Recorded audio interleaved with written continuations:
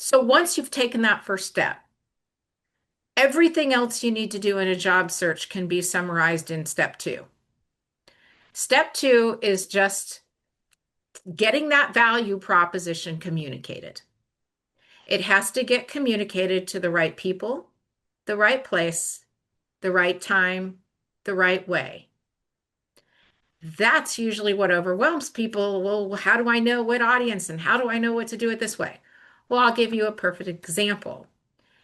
If you're responding to a job posting, the audience for that particular medium is an applicant tracking system and the screener.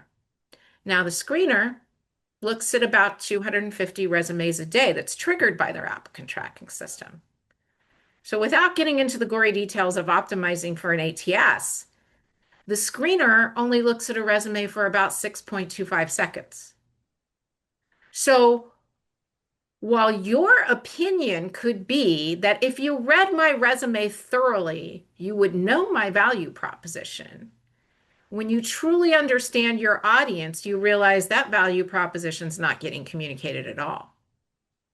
But I want to stay on the job posting for a second because people land jobs through job postings. They do. That's one of the things that, if you got a job through a job posting, your last job, it can mess up your expectations on your next job search. But let me just tell you what happens. Um, and it can feel good to come home from a job or, you know, close down from your job and realize you don't really want to be here long term and start applying to other things. And that is actually a very good form of getting that value proposition communicated.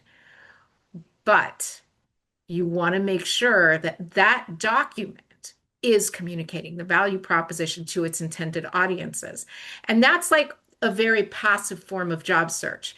So for people who only do that, and you know that we've had people that have been members like their whole executive career, and all they've ever done is just keep an eye out on a job posting. If that's all you ever do and you're passive and you have the right document, eventually that's going to hit. The question is, how long is eventually, and do you have time for that? And yes, most of the opportunity is before there's even an open job. That's why that there's so few executives that can say, I got this job from a job posting, because most of the opportunity is before there's even a job description developed, let alone calling up a recruiter.